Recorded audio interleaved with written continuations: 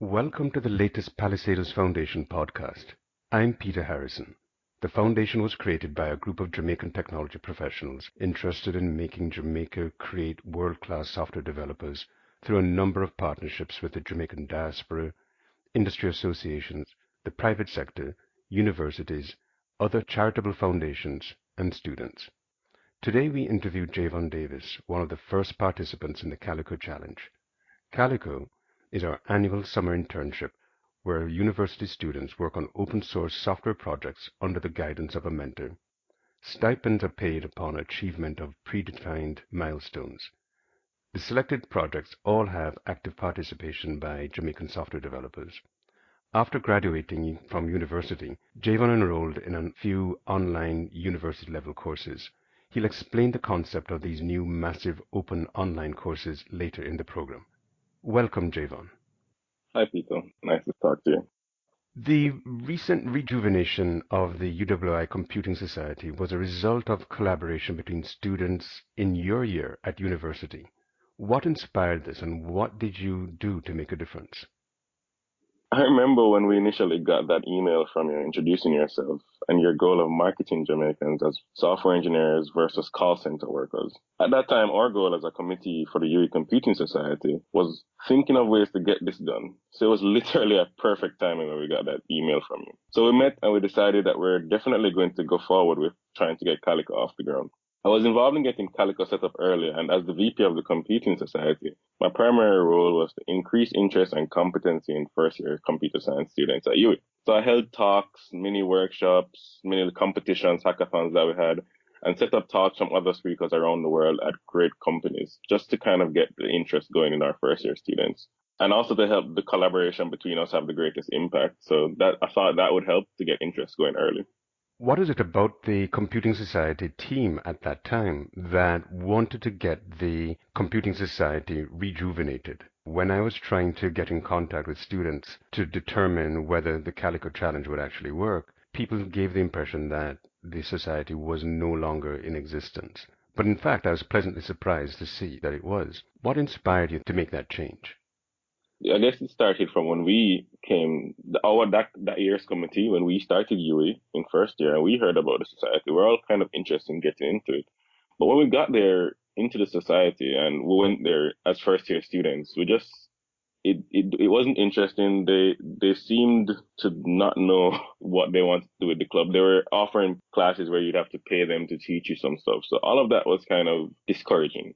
I guess we kind of forgot about computer science, the computing society, until about our final year. It was when it was kind of our time, and we were approached by actually a lecturer about getting this computing society back as I think students want to be a part of. We had that same vision where we said we can use the computing society to kind of help first year students learn more that they don't get in their curriculum, because we believe that that was important. So a group of us who had that vision, that like-minded goal, just kind of came together and got it done. That's really interesting to know that there's different types of ways in which you can rejuvenate a club, not just in the computing area, but in any other area that people would like to have an interest in. In what areas have you been working since you graduated, and for whom? So I've worked mainly in software development area, a little bit of research as well. During my final year of UWI, extending shortly after graduation, I worked with the Mona School of Business and Management on a project to improve the quality of disaster recovery plans in the Caribbean using free and open source software. And I ended up co-authoring a research paper titled Towards an Open Knowledge Broker for Disaster Recovery Planning in the Caribbean, which was great. And I got invited to present in Cuba at an annual technology conference held every year. That was kind of my first stint right out of graduation. After that, I spent some time doing a variety of software development work and projects for local company. One is Nightfox. I got to work on a few interesting projects there involving web development and building out mobile apps, including the iOS version for a popular news app here in the Caribbean called Loop, where I got to do a big redesign of the app. So that was a great experience for me. After that, I was hired by another local company to kind of lead the development team developing 2 mobile apps. And now I'm currently a consultant at QualityWorks doing software test automation for a number of startups and well-known companies in the US. So I'm happy that just by working in Jamaica, I've been able to build up such a diverse computer science background. So how did you get involved with the research papers after graduating from university? So I expressed interest in doing my master's MPhil research here, and I was kind of looking for interesting topics to research. The Mona School of Business has a few lecturers that are real close with the computer science department. They had known about me from earlier because, I mean, I was one of the students always building out stuff for the department and all of that. So they had asked me and another student called Alex to come do some work for them in that regard, which was really to build out the project. Because after we started building out the project and I wanted to go into research, they kind of allowed me to kind of get into that research mindset as well and start writing a paper around the work that we were doing and how it was great to just do it using open source software. So that's kind of how I got into that transition and that project. That's really interesting to hear. The fact that you've been thinking of different ways in which to apply your knowledge to different aspects of Jamaican society and industry, not just strictly in the computer science area, but also in related areas of business. What should Jamaican-based software companies be doing to attract recent graduates and to encourage their professional development on the island? Jamaican businesses don't seem to be investing heavily in local talent. And when I say that, I mean, there's this notion of anything foreign is better. So from what I've noticed, any big project is usually outsourced to a foreign software consulting company. This isn't very encouraging to the local talent itself, who'd get hired at this company, hear this interesting project they're doing, and then see a group of, let's say, Indians coming in and working on it. That isn't very encouraging. So I'd say companies should start trusting the engineering talent here more and at least incrementally start giving them more important projects to work on. Those are literally the most interesting and challenging ones. One of the things that I've noticed is that when I'm speaking with many companies in Jamaica, they generally tend to be smaller, quite often 5 to 10 software developers. What challenges would this pose to companies that want to invest in Jamaican software development companies for some of the projects that you're mentioning? I haven't seen the outsourcing happening in the smaller ones. The outsourcing usually happens in the bigger ones who usually have more capacity to pay more engineers. I'd expect a smaller company cannot pay higher quality engineers to come in because the smaller companies usually out here, what I've seen, haven't gotten enough funding yet to pay what a good engineer out of college who values himself a little higher who'd want to work there. So they might just lower their standard skill wise and go to a larger one who won't have them doing the interesting project. And there are local companies out here who have the big interest in projects. Well, what I've seen in those situations now, they want you to come and do it for little or nothing. Much as the project is interesting, we can't do that. So you're saying that the smaller companies have difficulties in attracting talent because they don't have funding, and then some of the larger companies who could potentially hire staffing with higher Hmm. salaries then have a tendency towards doing outsourcing. They'll still pay the decent salary, but you're just not doing the interesting work, which I believe is important. Both of them are important. So how would you recommend that companies provide the best of both worlds? How should Jamaican companies start to compete in order to make Jamaican software developers interested in the work that is being done while also paying reasonable salaries? It needs to start with the big companies to stop outsourcing because that makes Jamaica more attractive, and I hope that will kind of improve the economy and the salary overall for us as engineers and the kind of funding that startups can now get now that they're seeing successful projects coming out of here. There are a lot of investors who are trying to change this because I'm also active in that scene. So there are local companies who are pushing and trying to make this change, and there are a few that have big projects working on but they're finding a challenge to attract the engineers because local engineers always hear that these small companies are very not paying well and are very shady in the payment, so we kind of shy away from them. But I guess the change has to start with the bigger companies, and I guess once bigger projects start coming out of here, I'm hoping that will kind of improve. You've mentioned that many projects are interesting and provide you with stimulation to expand your knowledge. In the IT industry, one always has to keep current. How have you managed to stay competitive? I remember when I was much younger, I just got my first computer and I had a CD with an encyclopedia program on it. I spent a lot of time just reading through whatever topic interested me and looking at the pictures that accompanied with the description. I'd come home, play solitaire for a while, and then once I got bored, I'd go to the encyclopedia because it also had videos and stuff like that. So I'd just choose random topics from natural disasters, animals, even topics around computing at that time. And a fact was clear no to me is that the knowledge of that encyclopedia was limited to the size of that CD, which isn't the same now. The thing about that limited size is that it also limited whatever I could learn. There'd be much times I'd search for something and nothing would turn up. But today, that's far not the case. I once told a friend of mine I'm on LinkedIn way more than I'm on any other social network.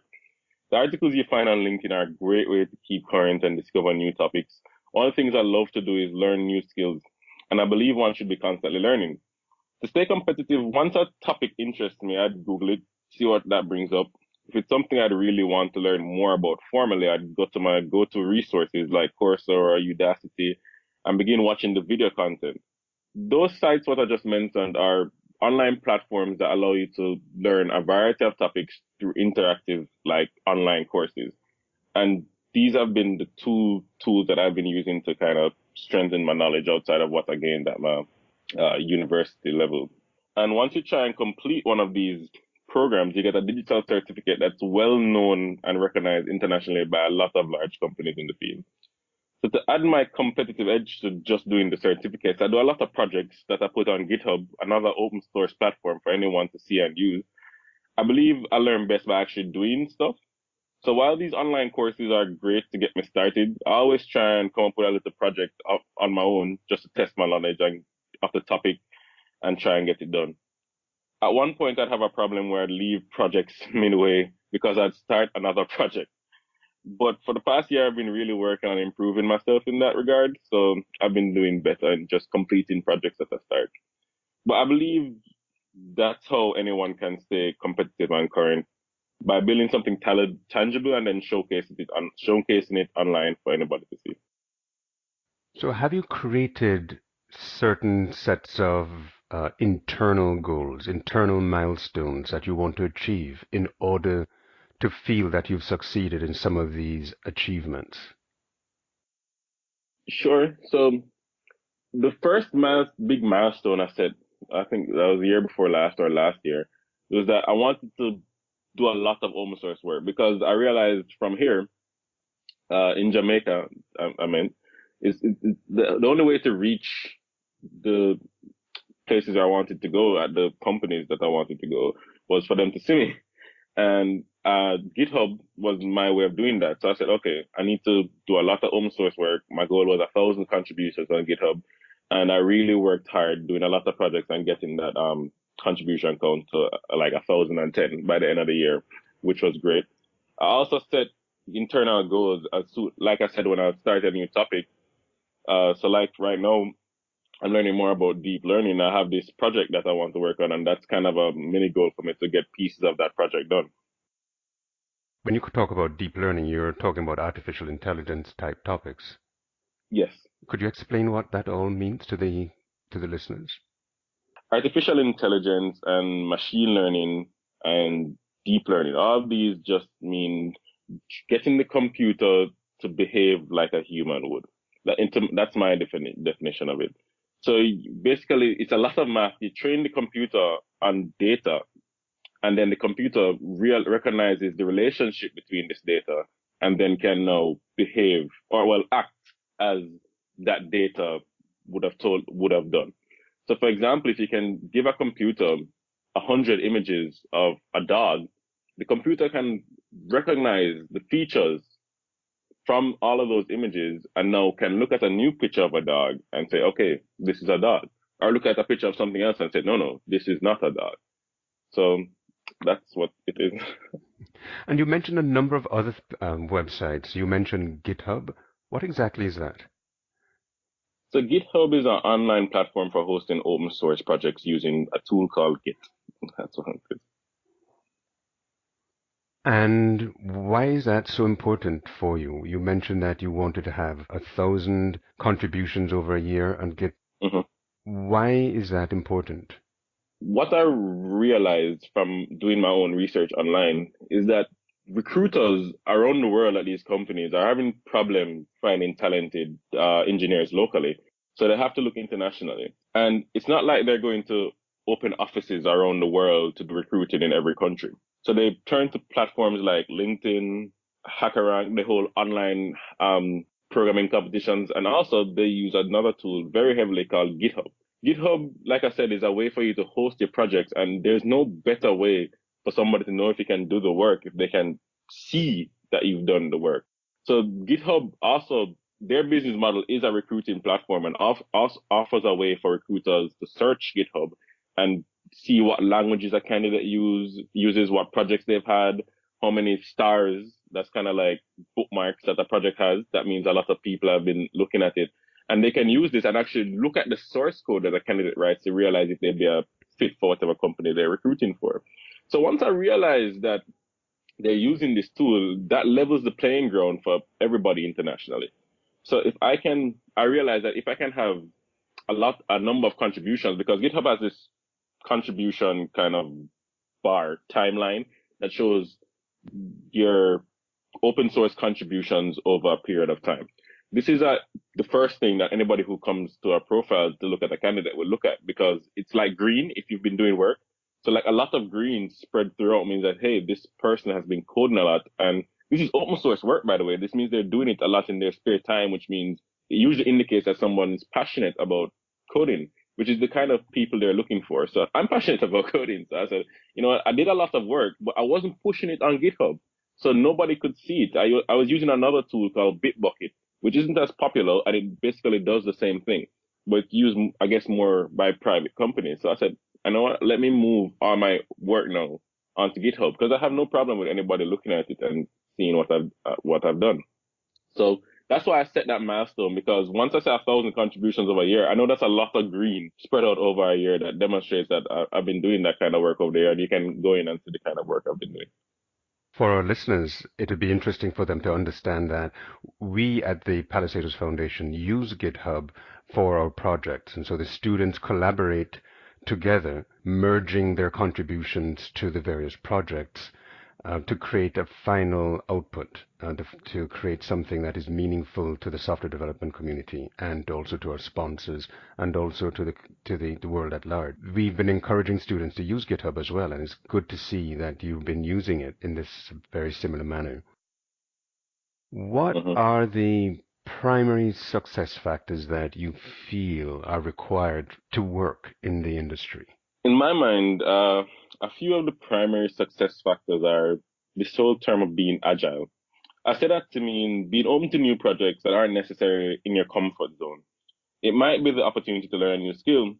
So for me, how I prepared for that from very early, once something interested me, I was always willing to just give it a shot, try and create a project in it, try and go online and learn a little bit more about it. So I did a lot of that as I could throughout my entire university career. So, and I felt that kind of helped me to know when I was ready to go into the work world, I had experience with a number of things and it knew where I wanted to go because I had the opportunity to experience a number of things. So, but early out, I know I wanted to go into mobile development, and I wasn't limited to one platform because I had developed on all the mobile platforms: Windows, Android, iOS. So even though I know Android and iOS is the main thing, I even gave Windows a try to kind of understand how it works so that I can know if I even want to do it. So, and that helps because once companies see that and you go on to start working for a company and you realize there's an interesting iOS project along to the Android app you're doing, you can help out the team. And that kind of is very valuable to them. Somebody who's skilled across a number of verticals. And also another thing that I believe is a primary success factor is being able to think critically. While I was the VP of the UWI Computing Society, I always encourage students not to get tied down to one programming language and really practice the approach you take to solve problems and worry about what language to use later. So I believe this develops a strong ability to just think about problems in a certain way that is very important to businesses. You recently got a job offer from Lyft, the ride-sharing company based in San Francisco, similar to Uber, and you did that while based in Jamaica. How did you execute this feat? What was your strategy? So again, I can't stress how important online presence is in this case. Along with Lyft, I've had the opportunity to interview with well-known companies internationally, like Google, Duolingo, that's a language sharing platform, Thalmic Labs, a company based in Canada, well known for its Mayo armband, and Apple, just to name a few. And I think I've gotten the opportunity to do this solely based on my online presence. When you're located in a country that isn't really known for its software engineering, you don't have these top companies coming to schools here to recruit like they would in the US or Canada. So branding yourself properly on sites like LinkedIn, GitHub, Medium, and even Twitter is very important. So from what I've read, recruiters are having problems filling these roles and are looking globally for talent. And these are the tools they're using to look globally, since it would be an immense waste of resources to fly around the world or open an office in every country. Once I realized this, I used this as my opportunity to level the playing field and made sure I do a number of relevant open source projects and certifications and ensure the quality of the code I put online is the same quality I'd do if I was being paid to do it. The sad fact, however, is you can do all of this and still not receive a call from the company when you sent in that job application. The next step involves being a bit more proactive. LinkedIn is such a great tool that gives you a feature to send a message called an email to anyone around the world, which means I can type in, for example, technical recruiter at Google into LinkedIn search field, and now I have a list of recruiters I can reach out to and express my interest. Not saying they'll all respond, or even if any will respond, but there might just be one who's looking for someone that has exactly your background. Recruiters also tend to state the kind of candidate they're looking for in like their description and encourage you to reach out if you think you'd be a good fit. So this is the exact strategy I took to get a number of my interviews and my eventual offer from Lyft. After you've gotten the interview, you realize you kind of have a whole new skill you need to learn, by the way, which is the art of tech interviewing. It's not easy, and it took me a few tries to get right, but also feel free to ask the company for any time you need to prepare if you think you need it. They understand the process requires you to brush up on a number of things and are usually accommodating in that regard. So I think, and I also think this shows how committed you are to doing well and how interested you are in the role. So all of these things I did to kind of get my offer from Lyft. That's really interesting to hear. One of the tactics that I would use when I was looking for a job in earlier parts of my career was to use job search websites such as monster.com or Dice. And one of the things that I realized with recruiters is that they would not look at resumes that had been updated older than maybe about a week. And so I would go in and modify my resume once a week, and then that would provide a signal to the recruiters that I would be interested in employment. And that really helped in making sure that I would always get calls from the various companies that I was interested Mm-hmm. in. So, I mean, there are different strategies to getting to where you want to be, and the strategy that you've used, being proactive in the LinkedIn area, is really interesting. I've been using that in some of the activities for the Palisadoes Foundation to get people interested in what we're trying to do. And it's good to see that it is effective across different types of needs for different types of people. Now, we've mentioned a lot about the technical aspect of the job world. What are some of the non-technical skills that you need in order to succeed in industry? So I can only think of one that I've seen to be very important, and that's just the ability to communicate. The ability to express your thoughts and ideas is so important in this industry, and it's something I'm constantly working on. But that is the only one I could think of right now. That's okay. You've answered many, many questions, and I'm glad that we've managed to get this far. In getting Calico Challenge applications, and you have been an active participant in the Calico Challenge, I've noticed that only about 25 to 30% of applicants appear to be market ready. It's not that they don't have the technical skills, it's just that the way they present themselves is inadequate. It's very difficult to understand the degree to which they're prepared for the challenge. And this has been corroborated anecdotally by companies that I've spoken with. What advice would you give to the university students to prepare themselves to get a job with a competitive salary with this in mind? You've mentioned a number of things, but maybe there may be some others. So it's been said all over the place, but I have to say it again. You have to do a number of projects outside of your school assignments. Participate in internships, hackathons, initiatives like Calico early on. All of these gives you that competitive advantage when you're ready to find your first full-time job. When you, for example, want to work at a company like, let me use NCB, for example, a local company, a local bank that does a lot of software development. They're looking, for example, Angular developer to work on a project. And when you go in there, you might have a 2.5 GPA and you have three projects that are Angular projects that are written well and you can even demo to them. This, I believe, is that edge you just gave over somebody who might even have a 4.0 GPA. That is how you get that competitive salary. That's how you have that competitive edge because they know you can do the work already, and they're more willing to hire you to do it. So, and this applies both locally and internationally. I remember my first year of UWI, I participated in a hackathon that was an initiative to improve ICT in agriculture. And surprisingly, my team of 3 first-year students won, beating a number of final year students out and got to go present our idea and our project in Suriname later that year. I learned so much and made so many connections that lasted me up until this day. So my advice is to go for as much as you reasonably can. Put in that extra effort when you go home, release your first website or app. It's such a rewarding experience and it really pays off in the long run. That's really good to hear because quite often people just make comments about their insights into the industry without necessarily providing solutions to the issue. And many of the things that you've spoken about actually provide solutions that will actually make the students more attractive to the companies and to the world in general.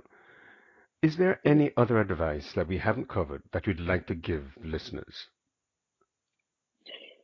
Um, Not really. I think I've said a lot. I'd like to say for anyone listening who feels I can help them though, reach out to me on LinkedIn if you have any specific question or advice you'd like, and I'll try my best to help.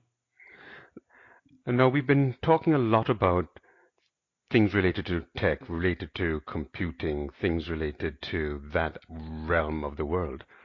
What other hobbies do you have? It sounds as if you spend all your days just doing software development. Surely you must be doing something else with your life. So to be honest, a few of my hobbies are still related to computing, like online programming contests. I do that for fun. I worked with a government organization to give talks as a youth initiative to kind of increase interest in ICT on a whole, where I went and I talked to them a number of times about developing an Android and helping them with a local hackathon that we're having as well. But aside from those few things, I spend my free time playing basketball, playing video games like FIFA and Call of Duty, and I guess just hanging out with my friends every now and then. Okay. Javon, it's been really good talking to you. It's been inspiring, and it's also good to know that Jamaican students, Jamaican employees can be working in a variety of environments, both local and overseas, while based in Jamaica. I also wanted to add that some of the areas that you have covered, such as GitHub, LinkedIn, hackathons, constantly broadening your skill set to match the needs of customers and potential employers, are not often covered in the Jamaican context. It is also interesting to hear that online university-type courses such as Coursera and Udacity played an important role in your being considered for overseas opportunities. I wonder whether the inclusion or acceptance of these micro-degrees from global institutions could be considered as part of the coursework of local universities to a limited degree. The best of both worlds, so to speak. Maybe even local companies could consider sponsoring these courses for their employees to help them get those vital overseas contracts. And I hope that once you've managed to resettle in the San Francisco Bay Area with Lyft, that your contributions to the open source community, your contributions to organizations like the Palisadoes Foundation and the Calico Challenge will continue. Because it's people Yeah, like you that will inspire people to continue to improve the quality of Jamaican software development and ultimately the nation on the whole. Thank you very much. thank you. We have been speaking with Javon Davis, a past participant in the Calico Challenge. He has spoken about his impressions of the Jamaican software industry, focusing on how both employees and companies can become globally competitive given the online resources now available. Please follow the Palisadoes Foundation on our website for the latest news. We are on YouTube, Twitter, Facebook, and Instagram. This is Peter Harrison. Thank you.